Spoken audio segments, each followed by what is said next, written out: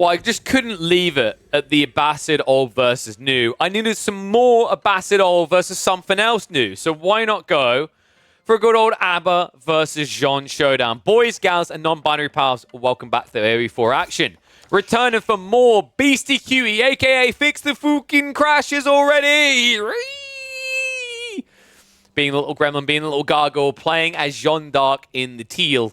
In no way, it is going to be NA Pride here. We have got GUA playing as the Abbasid dynasty in the red on the other side of the map. We are going to be playing on Gorge, so let's get to it. Interesting matchup, actually.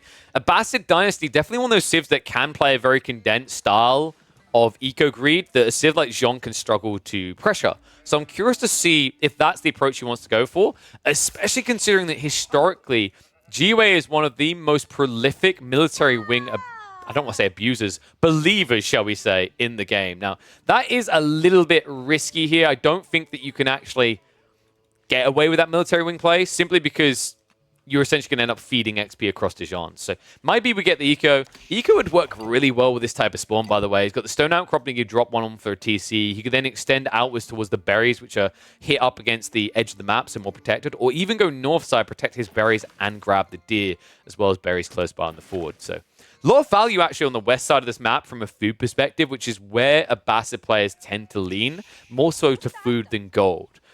Which is quite comedial when you think about the variant civ leans more heavily to gold, right? With camel lancers, the trade wing play, the dervishes. Just a very different approach between the variant and its OG civ, which, by the way, I love to see. Like, can I just say, like, I got to praise the devs on that. I think they've done a really good job with a lot of the civs and their variants. The one exception I might say, I'm going to throw a little bit of shade, that I think Zhuji's legacy just plays like a better Chinese in a lot of ways. But Abbasids versus Ayyubids, very different prioritization on resources, on timings in the game. Jeanne D'Arc versus French might be a bit of a conundrum right now, because I think French TC boom has just fallen off because of Jeanne's popularity. We'll see how that lies in 2 or 3 months. But definitely, HRE versus Order of the Dragon, to me, is an incredible one, because I think Order of the Dragon play heavily around range units better, and they also play around pocket economy and map control, whereas HRE is more about being condensed. So it's cool to see that variation from these deviant civs, shall we say.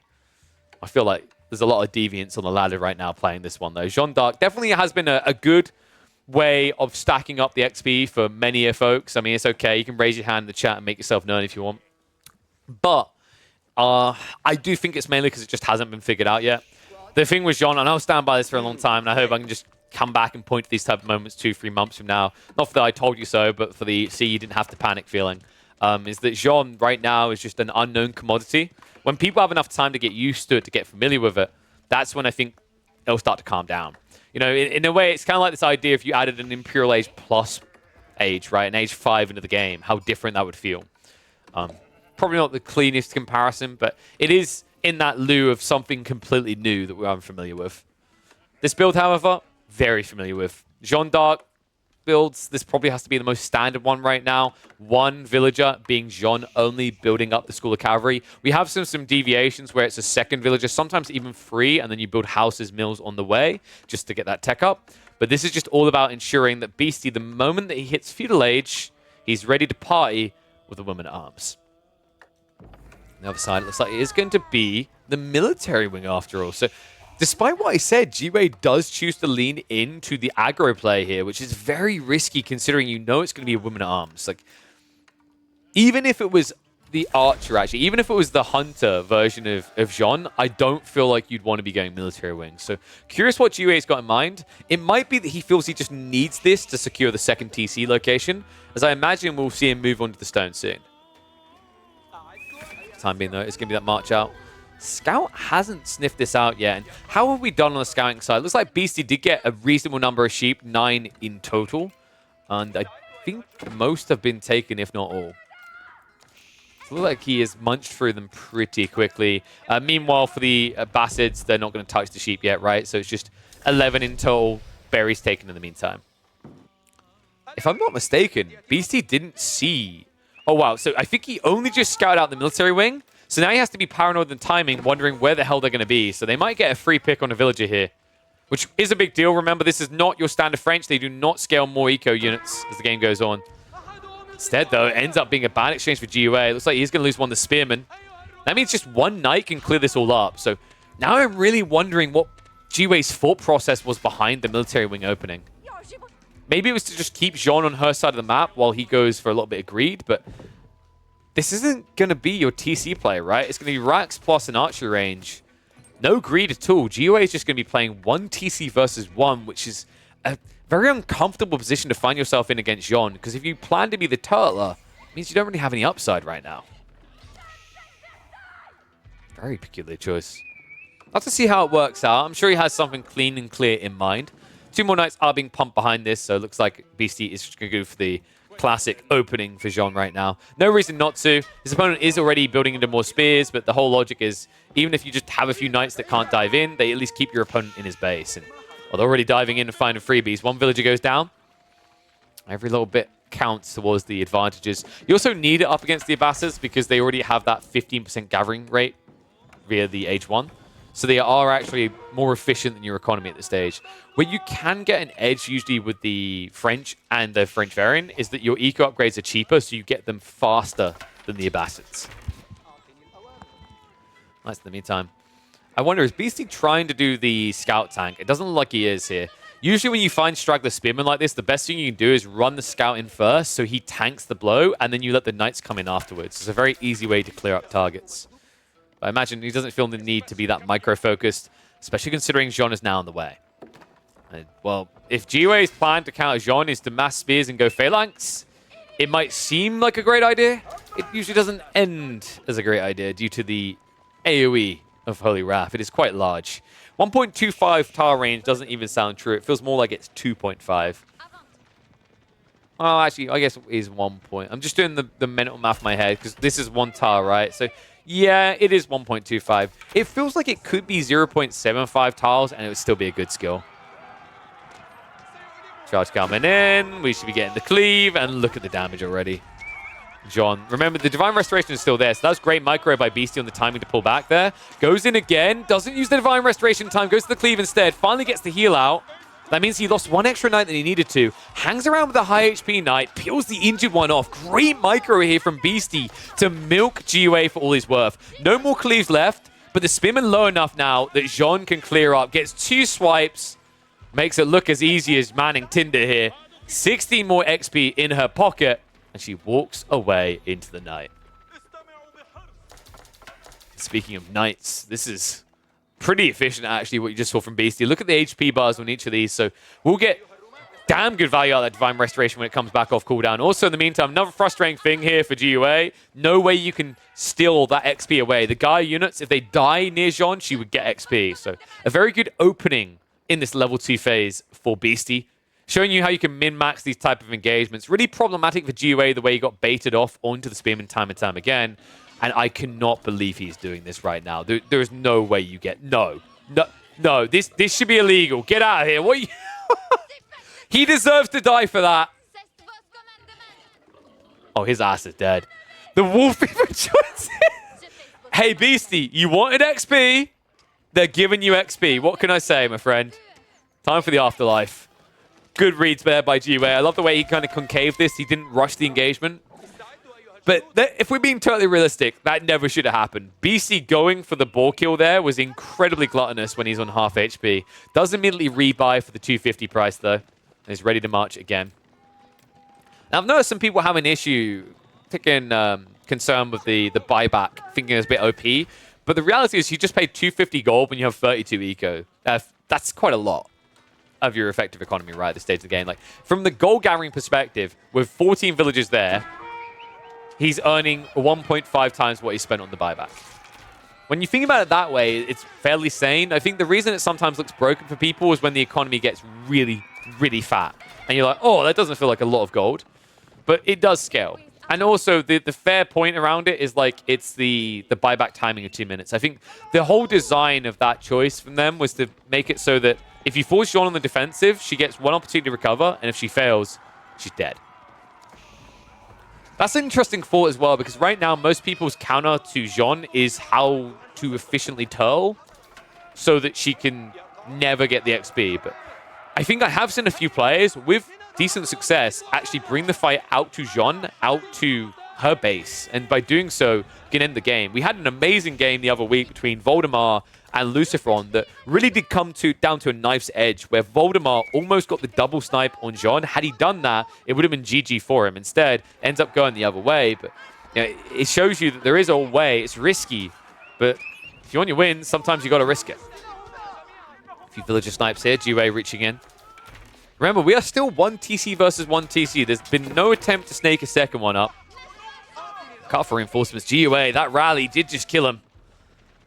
A lot of XP being given over here. I mean, this is exactly the last thing you want. It's problematic. I think this is one of the things that people are going to have to get used to up against Jeanne compared to other civs, is trickling reinforcements is more punished. It's not just a loss for you, it's a gain for someone else. You have to think of this situation as how you would leaving a building out in the open for a Mongol player, right? It's not just you spent resources on that building, it's that you just gave bounty across. It has a similar echoing to it in this matchup, just on a unit perspective. And a big army now for GUA, because it looks like BC stopped. He's heading for Castle Age. Now, an interesting choice at this stage in the game. Now, in fairness, GUA doesn't really have a comp that dives and does damage right now, and the other problem he has is, being the Abbasids, you can't now rush your tech up, right? You're not your baby brother Ayyubids, you don't have that faster tech timing. So it's going to take you 1 minute and 45 seconds. So the moment he sees this tech occur, he's going to have to make a choice. And what I'd love to see from GUA is a lot of wood gathering, which we've got right now. Set up 2 rams and go. This is GUA, guys. I don't know if you remember what Give You Anxiety was known for in the early days. He had a tendency to spam rams. He was a very big lover of those feudal all-ins. This might be the perfect time to try that. After all, it's only knights you're up against right now. And Jeanne still not level 3 just yet. Does now have the ability to capture these sacred sites, which give 50 XP each. So I imagine that's Beastie's next objective.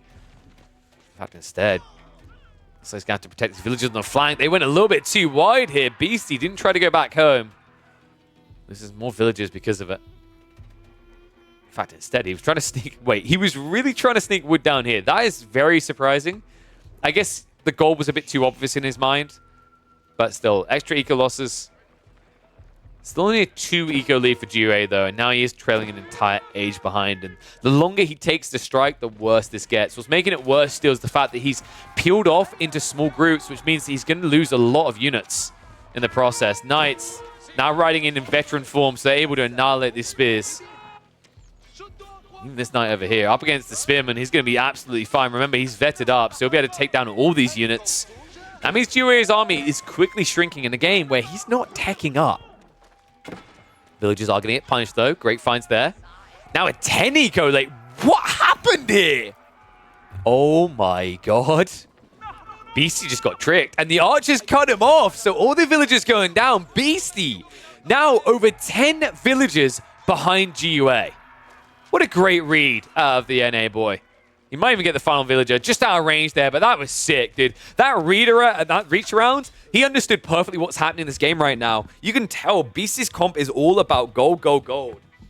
And you know what he's not getting any of? No Smeagling today. No gold on the forward side, no gold on the back, no gold on the right side. He's lucky he's got the ball for the time being, but I don't think that's even going to last much longer. Spearman, I'm just going to try and tank this up. Really needs to get some more in here. These knights should start falling because it looks like they're not being peeled away. Beastie, in the meantime, was going for the dive into the Abbasid's base. Gets the knights away on 1 HP. What? Dude, that timing? Okay, no. We're not... No. Better we say nothing about it. Unfortunately, Geo wasn't paying attention there, though. If he body blocked those 3 villagers, I think that's an extra 3 dead. At which point, you're close to doubling up your opponent's eco. Right now, throwing away the army, diving under the TC like this. Not the most ideal of circumstances, but does meet up with the main army. Meanwhile, the dive continues into his own base, but it's Abbasid spears coming out. So there's only so much that even Jeanne can do in this environment. An interesting detail to me is actually because Beastie's trying to rush these dives, trying to return fire and trade eco for eco, he's not taking the sacred sites. He's missing out on gold, and he's also missing out on XP. And yes, GUA did get boot camp. He's got the plus 14 HP. It's why he's allowed to take these type of trades. I think without boot camp, this would be impossible. And oh my God, the villagers. Beastie! That's almost his entire economy. You better run, son. Great read there, actually. Just pulling some of the units back and then taking a risk for the others. It looks like he will still get some gold. Now, behind this, the Guildhall, I think it has been escalating food, but there's not much food right now. And the archers are in range, sniping down the villagers. So a few are going to go down. The rest will make it in safely. A retreat away again for GUA. This is once again 13 villagers ahead. Still, more dangerous games being played by Jeanne D'Arc here. Beastie taking gold away from his opponent's side of the map. Taking gold over here with the boar as well. Needs a good fight. Jeanne in with a cleave. Gets the level 3 just in time. And now it's going to be an XP farm. However, the pinch comes in. The spearman from the back. And the knights cannot last much longer than this. No divine restoration to work with. Spearman should win this out. But right now, Jeanne's champions are saving the day. Archer's just trying to finish off Jeanne. These 2 more flurries and she should be going down. So, oh no. He almost cancelled there. Does get rid of her. But loses the army for it. GUA lost so many spearmen there, it's actually going to be the knight still alive. And the clutch detail, folks, it's the Jeanne's champions. Jeanne's champions just turned that fight entirely around. They kept about 20 spears busy for a good half a minute. Those spears have been unleashed. All these knights would have been down. Jeanne would have died quicker. Everything would have looked grim. But instead, her champions come to save the day. They keep her in this game a little bit longer. Now, Jeanne, level 3, is ready to party. GUA may have to consider maybe looking up in age a little here. I mean, the weird part is I don't think you can, right? Like any other Civ, you could try to rush that age up and catch up. As the Abbasids, that 2-minute wait means you're better just slowly floating resources towards that condition and getting more army out in the meantime. These bloody champions, though. I mean, the only upside for him, really, was that the Divine Restoration wasn't there. If Divine Restoration had been off cooldown for Beastie, that would have been an insta-GG. Little raid in here. Outpost taking a bloody lot of torch damage. And Jeanne's champions really do add it in. Looks like reinforcements are going to arrive just in time, so could actually snipe the Jeanne's champions out, which might be the best use of the outpost here, just to finish them off. So you don't have to worry about them in the next engagement. I mean, Jeanne, how far away is she from getting another one? Yeah, she's 110 seconds away. So it feels like it's on the horizon. It should be there for the next fight. So it's really important for GUA to make sure there's no existing champions before that fight occurs. Because we saw how much she struggled with just one summoning. Interesting walls from Beastie as well, right? They didn't work out long term, but I love that he's playing for this. I always say there's 2 types of games on Gorge, those with no walls and those with all the walls. And anything in between is just kind of wrong, right? You either commit to one style or the other. We've seen plenty of games where both sides just try to be the active raider and in the game fast. And we've seen plenty of those late games where it's literally just fat wall upon fat wall.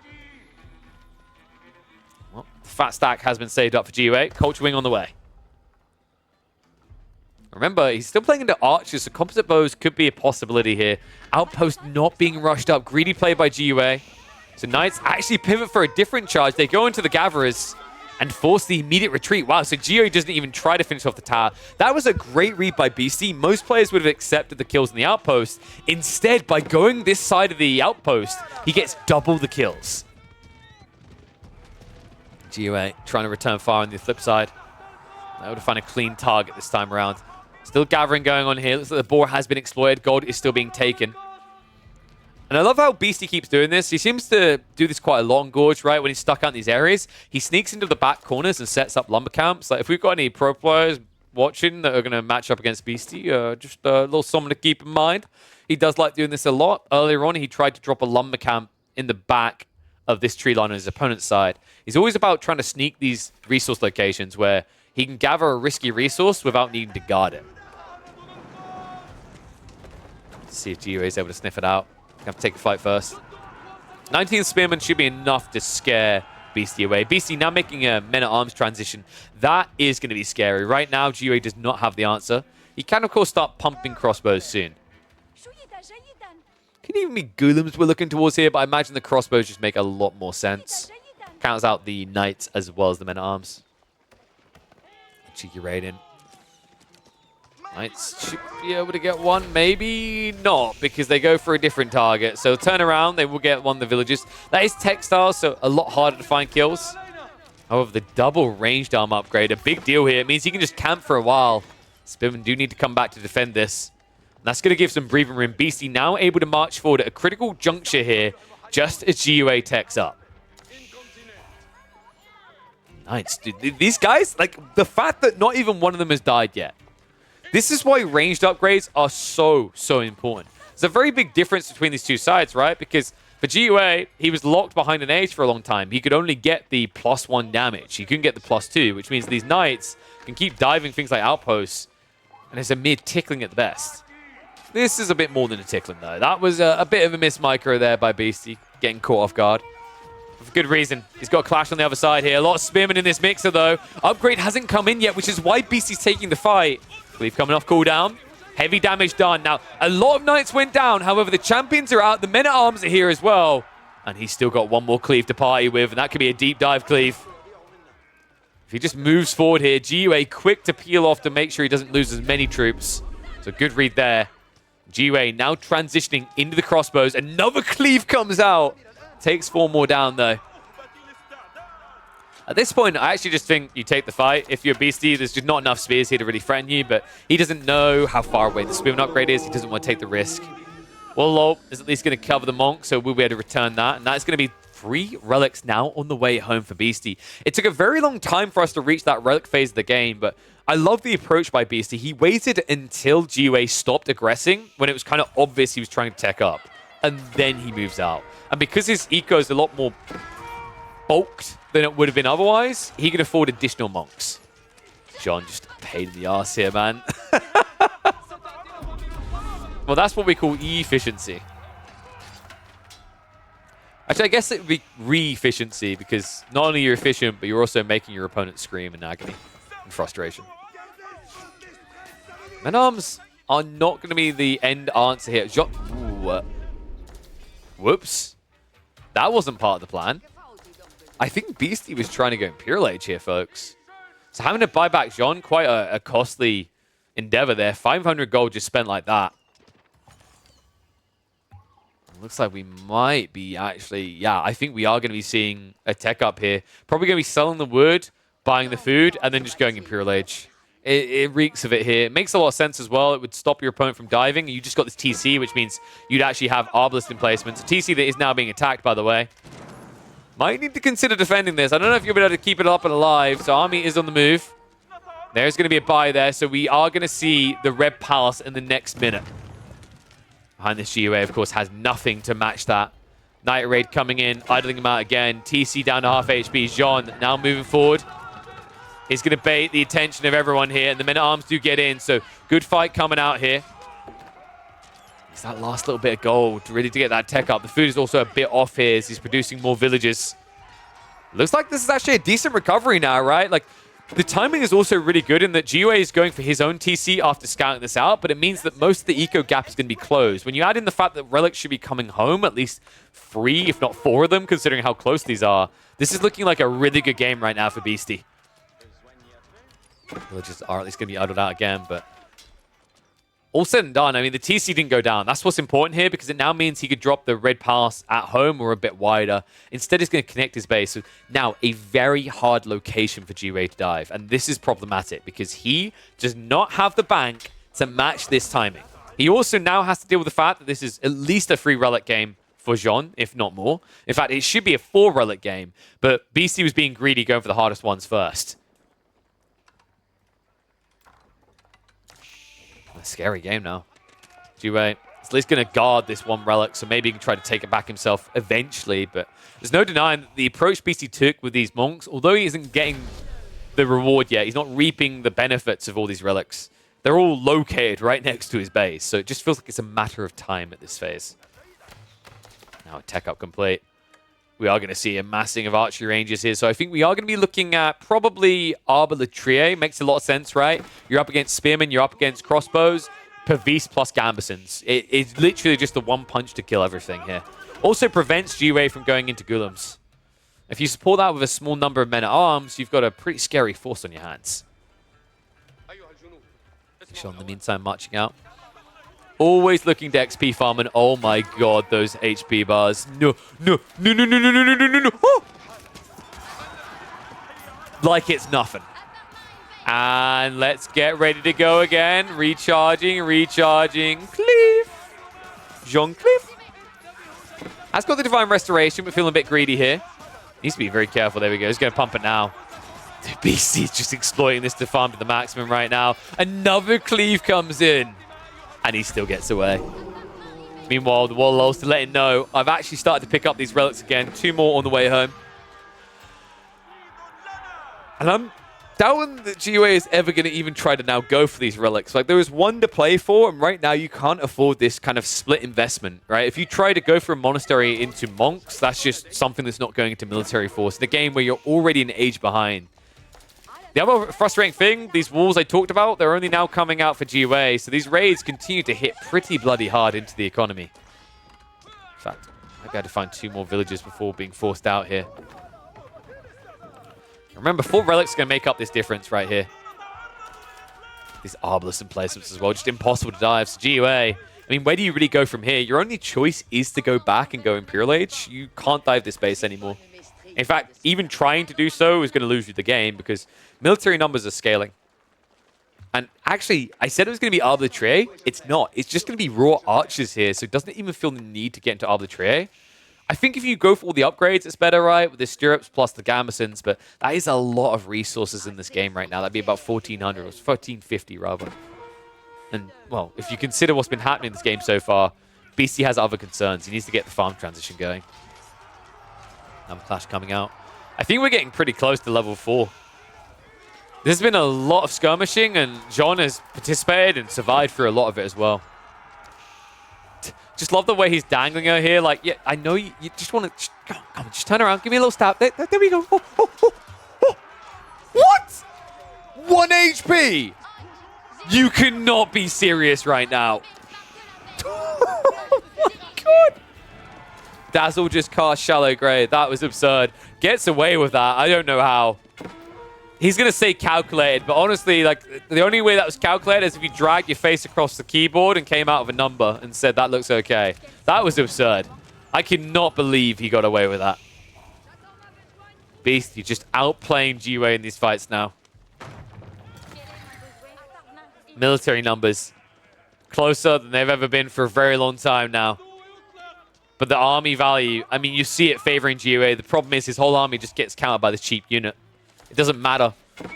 When you're up against your counter unit, these numbers might as well be even. He just continues to chase forward. The other issue you now have your GUA, right, is you've got all these crossbows. These crossbows move slow on the retreat. So they actually get chased down by archers. So just hemorrhaging more troops as you run back towards safety here. But it's not going to feel very safe at this pace. Aye. GUA, oh my God, he's gone 4 TCs now. He's just trying to be a greedy boy. This is very risky though. Like, you're playing in a very condensed corner. There's not much resource to go around between all these villages, right? He's got a decent amount of gold, but I mean, my bigger concern is going to be wood, especially considering the amount of spearmen and siege you need to fight this. Outposts are going to be torched down in the meantime. Pressure's going to keep mounting. Finally, we have a breakthrough on this side, but I genuinely do not think that BC cares about this. Good news is at least denying any sort of pocket eco, so you're going to see Beastie having to double down on more and more of these farms. But in fairness to him, he's 21 deep. I think the Abbasid should be deeper than that. But yeah, 36, the number is closer than you'd expect. Also, keep in mind there is a red palace which is stockpiling food again. So BC is not going to run out of food anytime soon. The War Machine is going to keep on churning. Mango's Artlist going to show, so that's going to force a retreat temporarily for Beastie. Behind this, though, he is getting into the Ordnance Company, so that's where we could see him drop the Siege Workshop and just get an efficient build-up into Siege. Remember, the Ordnance, the way that works, it gives you the discount on wood and gold, not just food. So a very big bolster to your options, really. And plenty of buildings that right now are going to benefit from that. So that means on these men-at-arms, it's not just going to be cheaper on the food. We save himself a nice, healthy 5 gold per men-at-arms. Doesn't sound like much, but the other way that I like to always think about Consecrate that makes it sound a lot more crazy is that every 4th unit is free. Which, when you remember the way that the Palatine School, the Imperial Landmark for the Byzantines works, is more or less the same thing. you're getting a landmark effect via an ability. And you can consecrate as much as you want, right? If the game goes late enough, everything can have this nice little fleur-de-lis over the top of your buildings.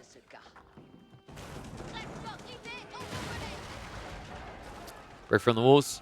Jeanne's in. Eco Wing's on the way. GUA actually isn't as strong as you'd think right now because of that tech choice. There's 3,600 resources locked in for the time being. Seems like actually Beastie's going to back away though. No, he does have control on the sacred sites. That's the key detail here. And he's gathering a lot of stones. So we might be looking at the poor man's castles here. I think we might be getting TC drops near the sacred sites. I'd love to see a TC drop here, actually, because the gold and the wood in the area, it's a really good location. Even the stone over here makes it fantastic. Same on the other flank. I think a really cool play here for Beastie would be a keep drop in the center and then TCs on the flanks, just because there's a lot of eco justification next to these spawns. We'll see how he wants to play it, though. Archer upgrade on the way. Hasn't been playing with the elite for a while. Veterancy has been the name of the game, but that's about to change. Although this tech up is coming, the thing that worries me a bit is GUA's comp of like Ghoulems, Mangoes. I'm a bit worried, like, will he be able to afford all the upgrades he's looking towards here, right? He's got 3.5, yeah, 3.8. So he should have enough gold to work with initially, but if it starts turning into scrappy fights where he has to reinvest in crossbows and Ghoulems, that's when this game gets scary. Wall's going up now from Beastie. A very bold wall here, actually. Just not being guarded. Instead sees an opportunity because of the split of the reinforcements. And now a back stab coming in from Jeanne around the back here. Looking for the cleave opportunity. Divine Restoration pulled early though. Spearman baited on the front side of this. And Jeanne can't get out. She gets trapped. Jeanne dunked down and now a buyback comes in. She's on her way.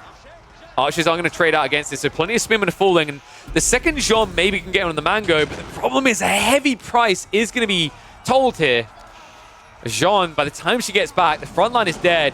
The Archers are now in trouble.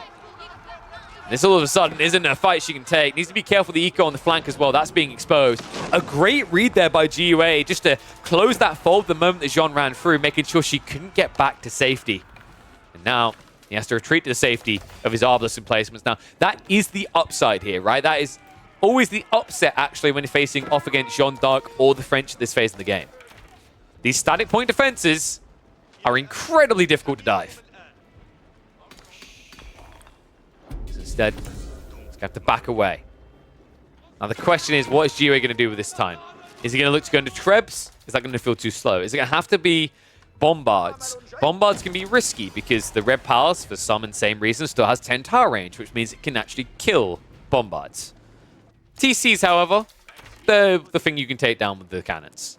I imagine you want the speed of cannons to start deleting this base quicker. Trebs does feel slow, and it feels like you're giving an opportunity for your opponent to fight back easier. So we'll have to see. For the time being, he's pop locked. So you'd have to lose some troops first. Eco upgrades are spamming in. Agriculture about to be researched, so a lot of extra food to work with for GUA. Backstab coming around the side here from Jeanne. As Beastie is going to charge in. Still only level 3, but I imagine we are getting incredibly close. In fact, he's even holding on to 2 arms, which means he must be within 50, 60 XP of level 4. And there it is. Mecha Jeanne has been activated. It is time to party. He unleashes the Hound. 7 champions ride out. He's got the strength of a heaven to work with as well. And this is going to be a loss of the force here. GUA cannot hold this area. It's just too tanky. I mean, the Mango is going to clean up the Archers, but the cleave around the backside, the siege damage that Jeanne now does, that means the siege is just gone. Second wave coming through, and all of a sudden, just like that, it's now Beastie with the military numbers. An easy way of disintegrating everything. Incendiary arrows just came through, so 13 damage per archer here. Jeanne also, because he went for the Strength for Heaven option, you can do a lot of damage with these Jeanne champions. I mean, they're incredibly effective to buff up, considering he's not doing knights anymore. But if he just uses it on these units, an extra 300 health, that means over double the HP pool on a unit that doesn't even have elite army tactics yet. This is going to be scary. It's interesting as well, because I thought he was going to go with the Zeal, but I imagine because his archer numbers aren't that high, that extra attack speed just doesn't count for much in his eyes. Now remember, the balance point of Strength for Heaven, by the way, is you can only have 1 champion. So that's why it's not insane when you read those numbers. If it wasn't for that detail, this thing would be broken. You can see you get 300 health, 4 melee and ranged armor, as well as a 300% increase in damage, which, by the way, the reason you put down a Jeanne's champion, the reason it's busted for Jeanne's champions have this aura that gives them 10% more damage. Without elite army tactics, they are already hitting for 21 damage. You increase that by 300%, good luck. And there he is. 16 damage, plus 47. Holy shamoke. 63 damage. And elite army tactics is going to increase that by 20%. Castle has been built up here. Now, the torch damage also does get increased, folks. So this guy hits for 66 torch damage. Dive coming through. Almost one hitting these villagers.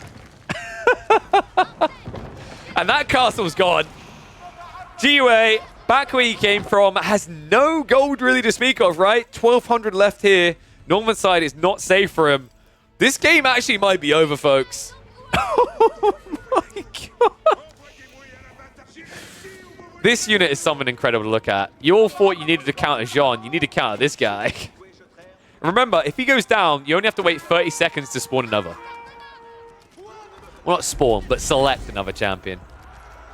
Pushing the center. Has to dive past the Obelisk emplacement. So a few camels are going to make their way to the backside here, but a quick pull away by Beastie. Eco lead is for GUA, but everything else is looking Beastie-esque.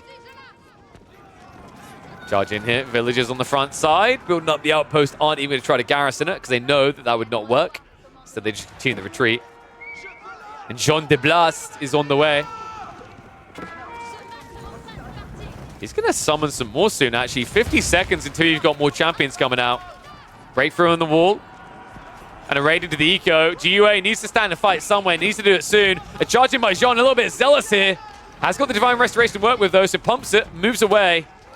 As the cannons are trying to snipe her down. But the thing that I've noticed is Culverins, because they seem to do range damage, their damage gets reduced, even though they are attacking a siege unit. So kind of problematic there. Jeanne able to pull away. Army starts to dive in. The champion actually isn't even joining in on this. He's too busy having fun with the villagers. More are falling, and all of a sudden, looking at the numbers, 97 and 92 eco. That was a 30 lead gap just a minute ago. And all of a sudden, it's now a lead for Beastie. Still, Jeanne stays alive with 19 HP. I don't even know how. And now she's healing. Rewall comes in, but I don't even know if you want to wall him in here with you, buddy. 734 HP.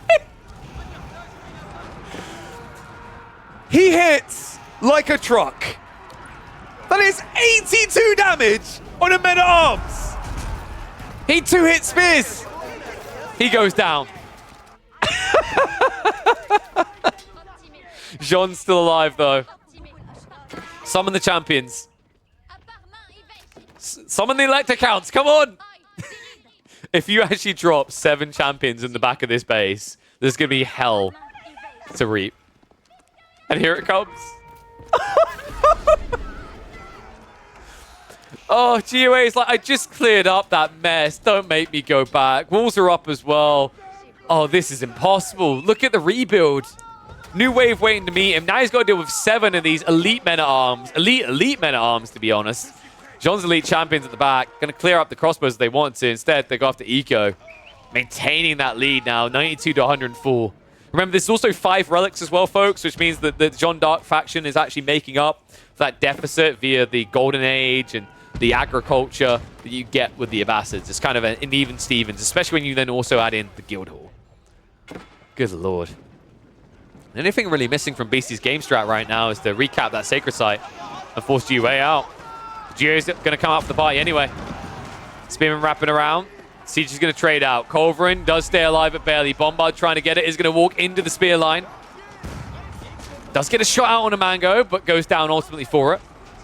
He's going to force GUA back inside his base. Now remember, GUA is running out of resources in this corner. He's got a bit of wood to work with, no gold, a little bit of stone. I mean, really a little bit, 45 left over. This is a pretty grim game right now. Another crazy part that you really need to process in this game, folks, is that it's 87 to 112 eco, despite the fact that that third TC from BC got added in much later than the extra 2 TCs at the back for GUA. 4 TC versus 2 TC was the state for a long time. And still, Beastie maintains that lead. And now, he has everything captured up. He's got 7,000 food in reserve, which means he's not running out anytime soon. We are going to see a transition now into Ayyubid. Makes a lot of sense. We said earlier, actually, that's the game-winning strat, right? Because you've got the Gambesons against spears, and then you've also got the Pavis against crossbows. It means you always win. The only thing you have to worry about are these Mangos, but these Mangos finding a decent hit is difficult in these engagements.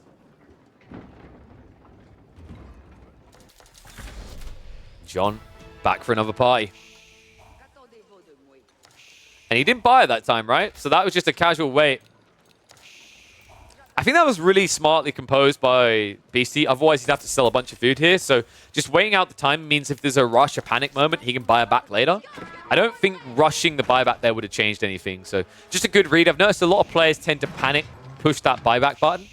It makes some sense in the early game when it's all about XP gain, but once you're level 4, that pressure shouldn't be there anymore. You just need to be very sensible. It's similar in Dota 2 where, and just because you can buy back doesn't mean you should. Sometimes giving something over, sacrificing something to still have that buyback potential is a lot more valuable. Ram shuffling in onto the keep though. Remember Jeanne D'Arc? She can actually start sniping these down. Interesting that the BC isn't attacking with her right now though. She can even go for the cleave, really. These Rams, I'd be surprised if they're able to clean up the keep. I mean, realistically, if Jeanne just attacks these... Actually, maybe I'm wrong there, because it's 50 damage, right? Yeah, and you only get bonus against buildings. I think the cleave should work, though. I haven't tested that one. The castle is going to stay alive. Jeanne gets the clear up. Army is now marching forward, though. Meanwhile, we've got a flank attack coming in. A move over to the west side, because understandably, Beastie assumes that GUA is going for gold and stone. However, that is simply not the case. GUA is all in on this sacred site right now. Holding it though, Jeanne's going to stand at ground on side. Managed to get the garrison out the other side. Great micro there from Beastie to keep Jeanne alive on 31 HP. Army is going to get cleared up by the siege, but heavy losses on both sides. And GUA now lacking the gold and soon the wood to rebuild. And that's the scary part, folks. This army right here is 33 crossbows. He's been diving a cannon emplacement, which means his numbers have been heavily reduced. And now I'm worried about the follow-up fight, because we're seeing a transition. Ayyubid coming out in mass with men-at-arms. There's no end to the gold run right now for Beastie. He's about to exploit the last in his corner, but he has the potential to just set up trade, because he's playing French. He's pretty efficient. In fact, he's already prepping for that. Meanwhile, GUA never secured length in the map, so he cannot go for trade. Not to mention the fact that the walls from Beastie are fantastically positioned to deny that. This is what we call a great strategic read. There's those moments you see people do these amazing tactics that they look cool, but you can see that BC always had this late game trade in mind if it came down to it. And now that we're here, you have to start asking, how the hell does GUA go any longer? The answer might be, he can't. We are essentially at the on-the-ropes phase, right? This horseman build-up isn't because it counters something. It's because desperation set in. He only has food and wood to work with. I mean, this is the thing. Bastards in the late game will always have food. If you have no map control, though, it's the other things I'm worried about. Beastie now reveals those Ayyubid. Now, there are 2 mangoes to play with. That's the upside GUA has. There's still a way in which he can fight. But it's difficult.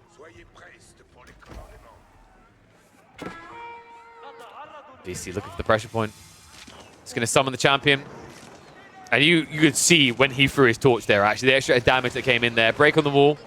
Villagers on the wrong side of this. Looks like there was actually a gap to run through, maybe. Jeanne D'Arc blasting on the go here. Ready to move in.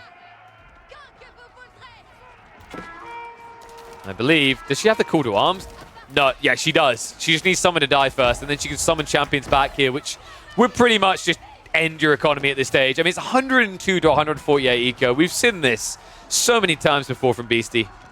Jeanne D'Arc just parking herself in here. This crossbow mass with the stirrups, they just attack way too quickly. Not to mention the Pavises here. It's like the Mango is going to force them to move temporarily, but Jeanne can move in to finish this off. So Mango goes down. A rewall comes out, but Jeanne has a walkout point, I think, right there. Instead, she's going to walk deeper, looking for villagers here. Remember, behind this, folks, really what matters is the sacred site timer is ticking down. I mean, the only way GUA really gets out of this is if he somehow finds a way to go north side. Right now, I feel like this south side is the worst place to attack because it's exactly where BC wants to defend. He's got layer upon layer here, and he's taking anything of worthwhile away. If you played north side, you're at least denying the trade as well as the sacred site where there's no defenses. But we have God vision. We can see this.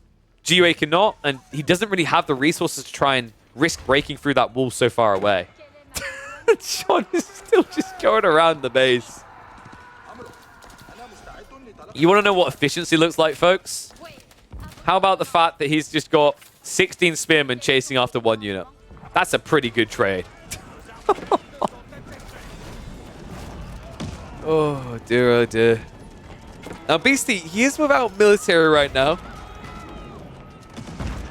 Mainly because he's gone up to 160 eco, the classic Beastie maneuver. So maybe there's a way for a Sacred Site decap to come in. It's going to be hard, though. The problem I do see right now is this cannon placement. If this had a kill counter right now, we'd be easily deep in double digits. Now Ram's coming out, so Beastie's starting to return fire here. Says, you really want this castle gone? Well, I want your base gone. Are you willing to submit to the trade? The answer's meant to be no, but I don't think he's going to have much choice in it at this rate. Jeanne's champions have still not been cleared up in the back of the base. This is the stupid part about this Civ, by the way. The fact that you can run into the back of your opponent's base with a cavalry unit and then birth. Well, I know triplets, quadruplets, quintuplet. What was 7? Whatever 7 children are could just be birthed in the back of the base is a problem here. Ay, ay, ay. Beastie back that cow. Villagers, oh god, he got it in just in time. Sacred Site win condition is protected. This is the end, I think. I don't really see a world in which now GUA is going to get out. I mean, he was pulling rope there just to try and make it through. But now, with 5 mangonels to hold a choke point, good luck, you're not going to have fun. Not to mention, you just got into the adjustable crossbars, right? So they're going to be rapido firing. There's a decent number of horsemen, but this comp doesn't really instill confidence. It's sad as well, because I think there was a window where he could have got this gold in the flank before it was cut off, but was just too paranoid, too threatened in the corner. Can't take anything away from Beastie, though. This is really well played by him, and the quadruple TC drop. So, how are we feeling about Red Palace, folks? Do we think maybe rework needed? Rework? Anyone? Rework? I've seen this strat far too often at this stage. The poor man's Red Palaces are on the way. And the walls are going up. This actually might delay him long enough. Looks like there's a small gap, though. Is that gap on purpose? I don't know if that's on purpose, but it could work on purpose, right? Because you can barely get anyone through. So if the mangoes attack the right area, everything's going to die here. Right now, they're just going after the spears. Those spears diving in onto the mangonels. Mango shots now coming to the archers. Villagers should be able to get up at least one of these TCs. More being built behind this. And every one of these has an Arbelist in placement, folks. So good luck with that. Yeah, this game has been over for a few minutes now, at least. I think GUA should now really just see the writing on the wall. Great read by BC just to force this tunnel vision in one location. Really cool game the way that GUA approached this early, actually. I think what I was really impressed with was his ability to bring aggression to Jeanne D'Arc and almost kill her with that. But Beastie, being the slippery little devil he is, the way he played out on the flanks really recovered his game. And his timing attack to come out and punish GUA when he ran out of resources was pitch perfect here. And GG will be called by GUA.